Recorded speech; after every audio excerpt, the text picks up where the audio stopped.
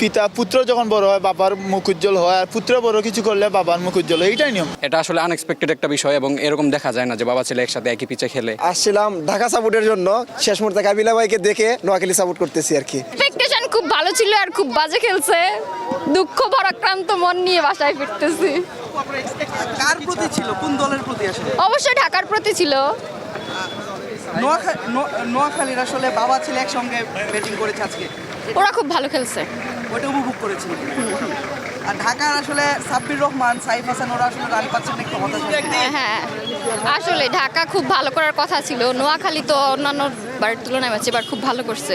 অসাধারণ মুহূর্ত। আজকে আমার ছেলে নিজে একাডেমিতে ক্রিকেট খেলে, গ্রিন সিলেট একাডেমিতে প্র্যাকটিস করে এবং এই বিপিএলে প্রায় প্রত্যেকটা ম্যাচে আমি আমার ছেলেকে নিয়ে মাঠে উপস্থিত ছিলাম, অনেকগুলো ম্যাচ আমি দেখছি।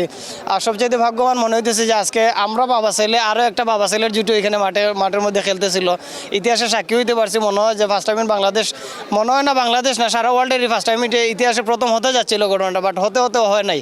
যেটা ধরেন আমরা চাইছিলাম যে মোহাম্মদ নাবির ছেলেটা আজকে 100টা করুক, আর সম্ভবত আজকে তার অভিষেক ম্যাচ, নাবির ছেলের আজকে অভিষেক ম্যাচটা সে রাঙ্গাইতে পারছে, একটুর জন্য ধরেন সেই ইতিহাসটা সৃষ্টি করতে পারেনি আর কি।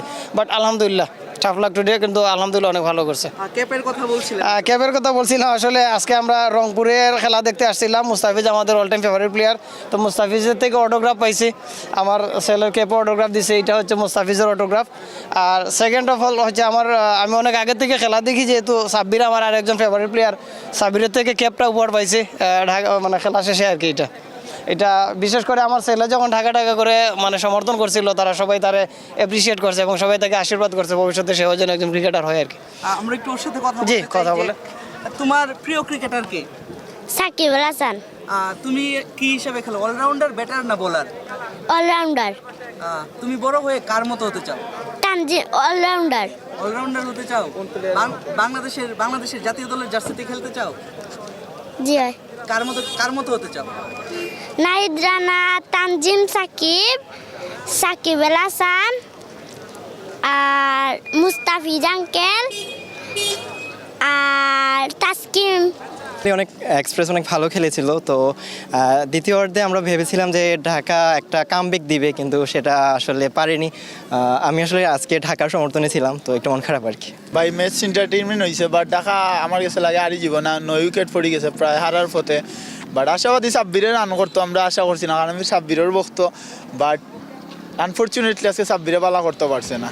মোহাম্মদ নবী এবং তার ছেলে আজকে একসাথে ব্যাটিং। জি, এইটা আসলে পিতা পুত্রের একটা মুহূর্ত আলাদা, কারণ যখন পুত্র যখন বড় হয় বাবার মুখ উজ্জ্বল হয়, আর পুত্র বড় কিছু করলে বাবার মুখ উজ্জ্বল হয়, এইটাই নিয়ম। এটা অনেক বড় পাওয়া নাবির জন্য আমি মনে করি। আজকে অভিষেক ম্যাচে সে সেঞ্চুরিটা একটুর জন্য মিস করলেন। জি, এইটা আসলে ওনার জন্য আফসোস। উনি আজকে আমার মনে হয় আফসোস করবেন যে একটুর জন্য হলো না, কিন্তু ইনশাল্লাহ নেক্সট টাইম হয়ে যাবে।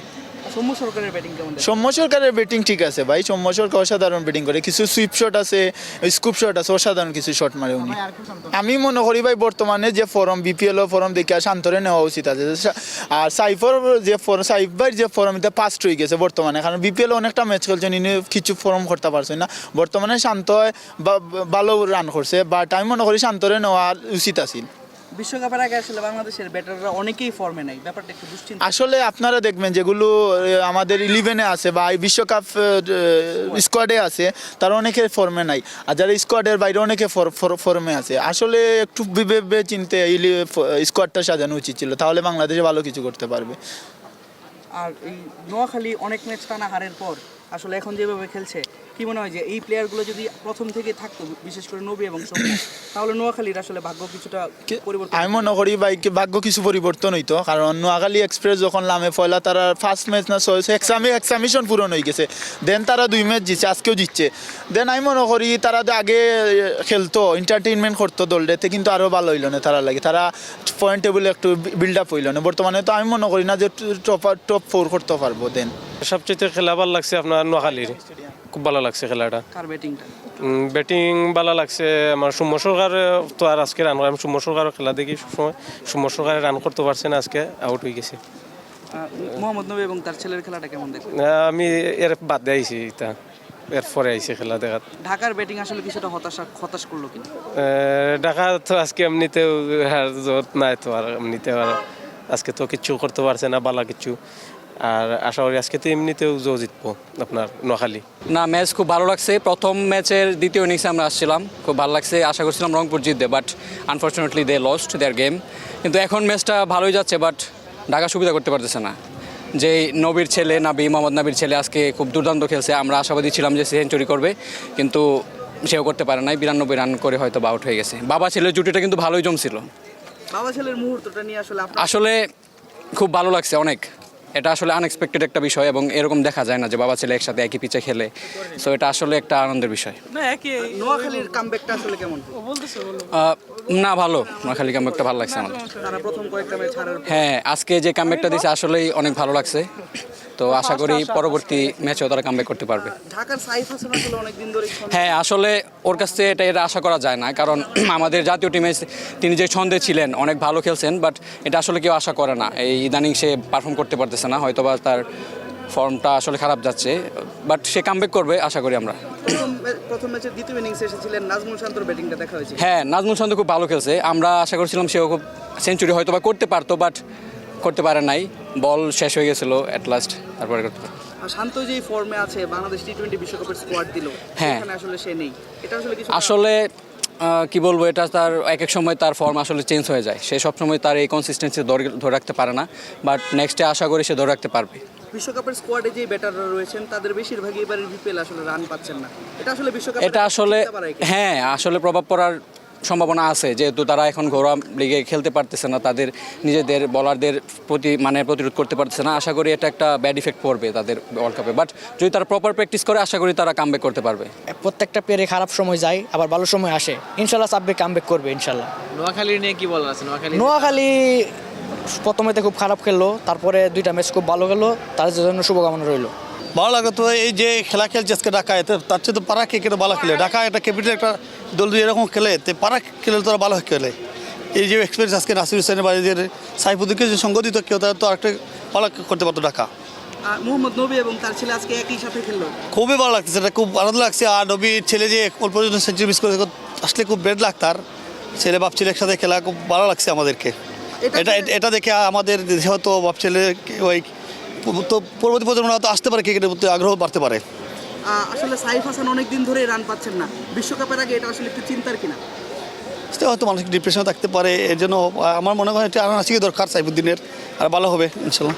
সাইফ হাসানের কথা বলছিলাম, ওপেনার, তিনি টানা অনেক ম্যাচ ধরেই রান পাচ্ছেন না বিশ্বকাপের আগে। এটা রান করে আসতে পারে, যে কেউ বাংলাদেশ ক্রিকেট তো অনেক দেখছি আমরা, সেলিব্রিটিরাই আসে, তারা হয়তো এরকম হতে পারে।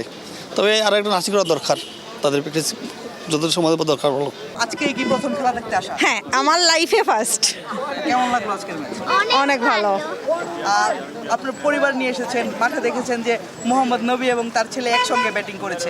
এটা আসলে আমাদের যারা পরবর্তী প্রজন্ম তাদের সাথে আসলে ফ্যামিলির যে বন্ডিংটা, এটা আসলে হেল্প করবে কিনা?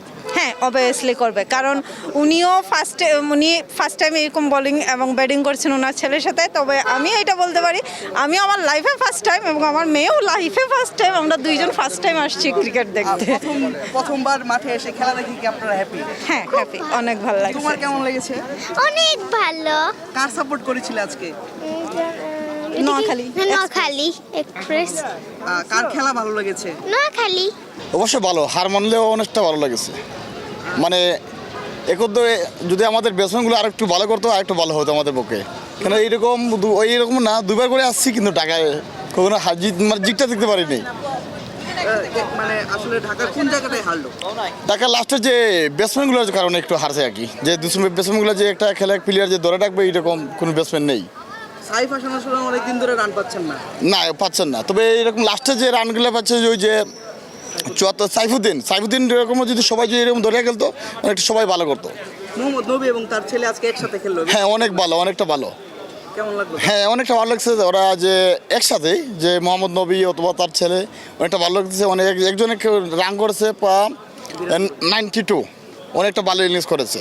সেঞ্চুরি মিসে কিছুটা খারাপ লাগতেছে কিনা আসলে? অবশ্যই এটাই। ঢাকাকে নিয়ে আসলে কি বলতে চান? ঢাকাকে নিয়ে মানে অনেকটা আশা নিয়ে আসছিলাম যে ঢাকার খেলা দেখবো, অবশ্যই জিতটা নিয়ে যাবো, কিন্তু হার মেরে যেতে হচ্ছে। কিন্তু তারপরে হাল চারি নিয়ে দেখা যাক কি হয়, সামনে দেখা যাক কি হয়, সামনে খেলা আছে। ভালোই লাগলো। অবশ্য আসছিলাম ঢাকা সাপোর্টের জন্য, কিন্তু খেলা দিয়ে হতাশ। শেষ মুহূর্তে কাবিলা ভাইকে দেখে নোয়াখালী সাপোর্ট করতেছি আর কি। আজকে মোহাম্মদ নবী এবং তার ছেলে একসাথে ব্যাটিং জি। ব্যাপারটা কেমন লাগে? খুবই অসাধারণ এবং ব্যাটিংটা অসাধারণ হয়েছে। আর ছেলে যে হাসান ইস্তাকিল তার অল্পের জন্য সেঞ্চুরিটা মিশন একটু আক্ষেপ আছে। এটা তো পুরাই আক্ষেপ আছে, কারণ অল্পের জন্য তো আপনারা তো দেখেছেন এই খেলাটা, সবাই দেখেছে। এরকম সেঞ্চুরি মিস হওয়া তো সবার জন্য, আমি হলে আমারও অনেক খারাপ লাগতো। ঢাকার সাপোর্ট করে আসলে ঢাকা কোন জায়গাটায় হারলো বলে মনে করতেছে? কোন জায়গাটায় লেকিংস ছিল? ব্যাটিংয়ে কিছু আছে, প্রবলেম আছে। ওরা যদি আরও ভালোভাবে প্র্যাকটিস করে, মনে হচ্ছে আগামীতে ওরা আরও ভালো করবে আর কি। সাইফ হাসান আসলে অনেকদিন ধরে রানে নেই। আর ভাই, আমি মূলত সাইফ হাসানের অনেক বড় একটা ফ্যান, তো আমি সাইফ হাসানকে দেখেই বোলিং করি। আর যে ওর পাওয়ার হিটিং, এটা নিয়ে তো আর কিছু বলার নাই, এটা তো অবশ্যই চিন্তার। আর আজকে যে ফর্মটা দেখছি, মনে হয় একটু সময় পেলে উনি আরও ভালো একটা কিছু করতে পারতো।